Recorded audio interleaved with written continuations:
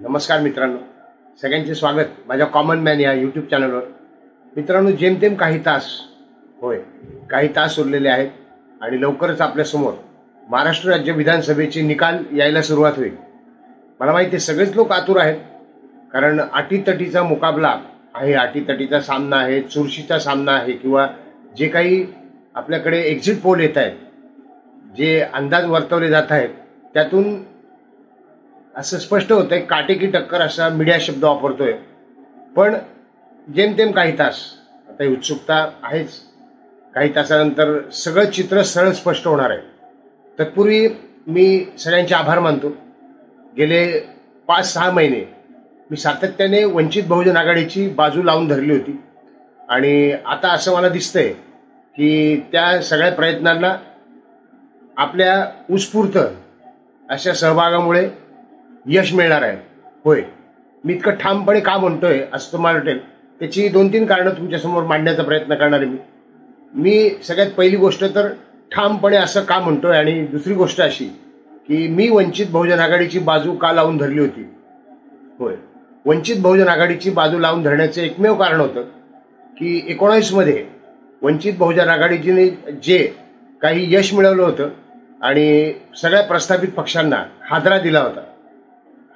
विशेषतः आघाडीला असं वाटत होतं की त्यांचे अनेक उमेदवार हे वंचित बहुजन आघाडीमुळे पडलेले आहेत, आणि त्याचाच परिणाम म्हणून की काय, अतिशय पद्धतशीरपणे प्लॅन करून प्रकाश आंबेडकरांना लोकशाहीमध्ये आधी जागा वाटपाच्या नावाने खोळंबत ठेवलं, लटकवत ठेवलं म्हणूयात, आणि त्यानंतर त्यांना दूर ठेवलं. होय, मी असा मुद्दा म्हणतोय कारण त्या काळी देखील प्रकाश आंबेडकर वारंवार म्हणत होते की यांच्याच जागाचा लफडा किंवा यांच्याच जागेचा घोळ सुटत नाहीये, त्यामुळे आम्हाला किती जागा देणार हा प्रश्नच उरलेला नाहीये. 10 जागा त्यावेळी अडकून पडल्या होत्या लोकशाहीच्या वेळा, आणि संजय राऊत हे महाशय मीडियामध्ये खोटं बोलतायत. होय, निखालस साफ खोटं बोलण्यामध्ये संजय राऊत यांचा हातकोडी धरू शकत नाही, हे सगळ्यांनाच माहिती आहे. अंदाज वर्तवणे, नको त्या मोठ्या मोठ्या गप्पा करणे, या सगळ्यामध्ये त्यांचा हातखंडा आहे. नंतर लोकशाहीच्या निकालांमध्ये काय झालं, वंचितची कशी पिछेहाट झाली, हे देखील तुमच्या आमच्या समोर आहे. पण काल परवा प्रकाश आंबेडकर ज्यावेळी मीडियासमोर आले त्यावेळी त्यांचा चेहरा आपण जर नीट निरीक्षण केलं असेल तर अत्यंत आनंदी असा चेहरा दिसत होता, आणि त्यांना खात्री आहे यशाची. त्यांनी देखील आभार मानलेले आहेत, सगळ्या समर्थकांचे, जनतेचे आभार मानलेत, मतदारांचे आभार मानलेत, आणि ठामपणे आता ते म्हणतायत की आम्ही सत्तेत असणार आहोत, म्हणजे वंचित बहुजन आघाडी सत्तेत असणार आहे.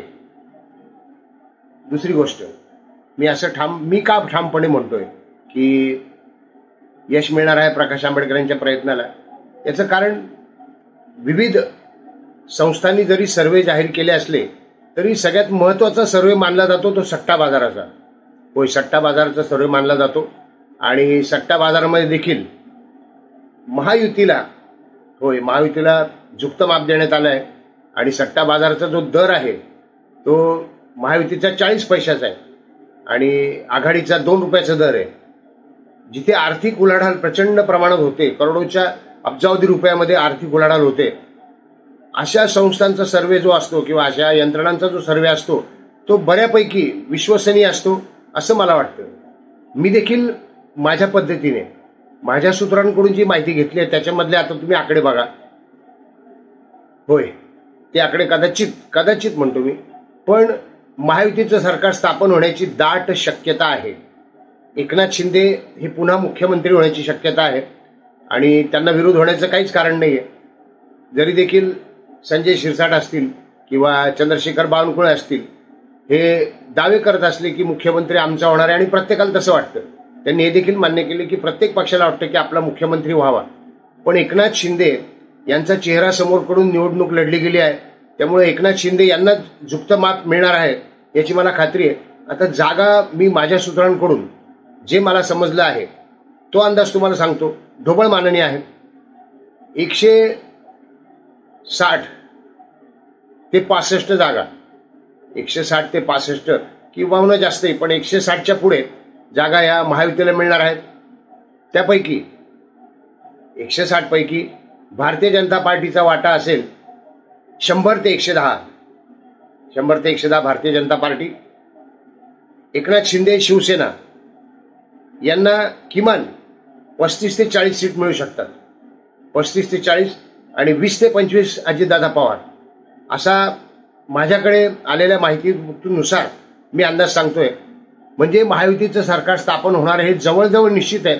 जरी आघाडीचे नेते असतील, महायुतीचे नेते असतील आणि वेगवेगळ्या वल्गनाही सुरू झाल्या आहेत, काही लोकांना तरी इतके आतुर झालेत की त्यांनी आपण निवडून आल्याचे आणि अभिनंदनाचे जाहीर फलक देखील त्यांच्या समर्थकांनी लावलेत. काहींना मुख्यमंत्री आपला नेता होणार असंही वाटतंय, त्यांनी देखील तसे फलक लावलेत. प्रकाश आंबेडकरांनी सांगितलं, आमच्या जागा जर झाल्या तर आम्ही सत्तेत जाणार आहोत आणि नक्की जाणार आहोत. मग महाविकास आघाडी हो अथवा महायुती हो, आणि महायुतीच येणार आहे. एकनाथ शिंदेना माझी विनंती आहे की प्रकाश आंबेडकर यांचा त्यांनी योग्य सन्मान कराव्या, जागा आल्या नाहीत तरीही. कारण तुम्हाला माहिती आहे 19च्या निवडणुकीत देखील वंचित बहुजन आघाडीच्या जागा आल्या नव्हत्या, पण वंचित बहुजन आघाडीने जो धक्का दिला होता आणि ज्या पद्धतीने मतदान झालं होतं वंचित बहुजन आघाडीला, त्याचा सगळा फायदा महायुतीलाच झाला होता. आणि यावेळी देखील तेच होण्याची दाट शक्यता आहे किंवा तेच होणार आहे. म्हणून एकनाथ शिंदे यांनी प्रकाश आंबेडकर यांच्यासारखा स्वाभिमानी नेता, होय मी स्वाभिमानी नेता म्हणतोय, जो निस्वार्थीपणे तळमळीने लोकशाहीसाठी काम करतोय, जो संविधानाची मूलभूत तत्वे त्यांना धक्का लागू नये म्हणून संविधान हे योग्य पद्धतीने देशात लागू राहावं याच्याकरता तळमळीने प्रयत्न करतोय. कुठल्याही प्रकारच्या पदाची लालसा न धरता त्यांचा एकनाथ शिंदे यांनी योग्य सन्मान करावा. संजय राऊतांनी अपमान करणं थांबवलेलं नाहीये आघाडीच्या नेत्यांनी, कारण संजय राऊत हे आघाडीचे प्रवक्ते असल्यासारखेच बोलत असतात आणि उद्धव बाळासाहेब ठाकरे यांचं वाटोळं करण्यामध्ये संजय राऊत यांनी कुठलीही कसर सोडलेली नाहीये. आत्ता देखील प्रकाश आंबेडकर ज्यावेळेला म्हणाले की आम्ही सत्तेत असणार आहोत, आम्ही पाठिंबा देणार आहोत जे निवडून येतील त्यांना, त्यावेळी संजय राऊत यांनी उपहासाने म्हटलंय, त्यांनी टीका केली आहे की 40-50 आमदार झाले तर जरूर तुम्हाला सत्तेत घेऊ. बघा किती माज आहे, माज हा शब्द वापरतो मी. 40-50 आमदार हा टोला आहे. हे उपहासाने म्हटलेले, हे न समजणे इतकी जनता दूधखुळी नाहीये. त्यामुळे संजय राऊत यांनी माननीय बाळासाहेब आंबेडकर आजारी असताना देखील त्यांच्यावर टीका केली होती. लोकशाहीच्या जागा वाटपाच्या वेळी देखील खोटं बोलून अंधारात ठेवलं होतं किंवा खोटं बोलून जनतेची फसवणूक केली होती आणि प्रकाश आंबेडकर यांना दूर ठेवण्यामध्ये त्यांचा मोठा सहभाग होता. त्यामुळे योग्य सन्मान करा. आपल्या विधानसभेचा हा सन्मान असेल, प्रकाश आंबेडकरांचा सन्मान आहेच, लोकशाहीचा सन्मान असेल की प्रकाश आंबेडकर हे मागणार नाहीत. कारण त्यांनी म्हटलं योग्य जागे आल्या तर किंवा योग्य संख्याबळ असेल तर सत्तेत जाणारच आहे. मला माहिती आहे ते काहीही मागणार नाहीत.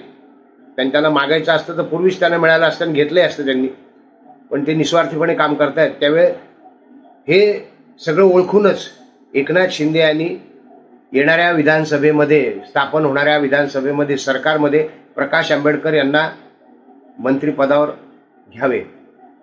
कुठलं मंत्रिपद योग्य ते सन्माननीय असं मंत्रिपद दिलं जाईल असं मला वाटतं. पण जर तसं नाही केलं तर हा आपल्या सगळ्यांचा कृतज्ञपणा ठरेल. माझ्या व्हिडिओवर देखील अनेक प्रस्थापित पक्षांचे समर्थक येऊन आचकट विचकट कॉमेंट करत होते, उपहासाने कॉमेंट्स करत होते. काही लोक प्रकाश आंबेडकरांचा अनादराने उल्लेख करत होते. आपण जर माझ्या व्हिडिओ खालच्या कॉमेंट्स वाचल्या तर ते लोक कोण आणि त्यांचा रोग काय होता हे सगळं आपल्या लक्षात येईल. पण प्रकाश आंबेडकर यांचा योग्य तो सन्मान व्हायलाच हवा. त्यांच्या जागा येऊ किंवा नो, जरी 10-12 जागा येतील असं वाटतंय तरी देखील जागा येऊ किंवा नो, कारण त्यांचा मोठा वाटा असणारे जर महायुतीचा विजय झाला तर बच्चू कडू तयार आहेत सत्तेत जायला. त्यांनी तर किती आकडा येईल हे देखील सांगितलं. पण प्रकाश आंबेडकर हे ठामपणे सांगतायत आणि त्यांचा सन्मान व्हायला पाहिजे, एवढंच खरं. व्हिडिओत नवीन व्हिडिओत कॉमन मॅनसह आपल्या सगळ्यांना खूप खूप शुभेच्छा.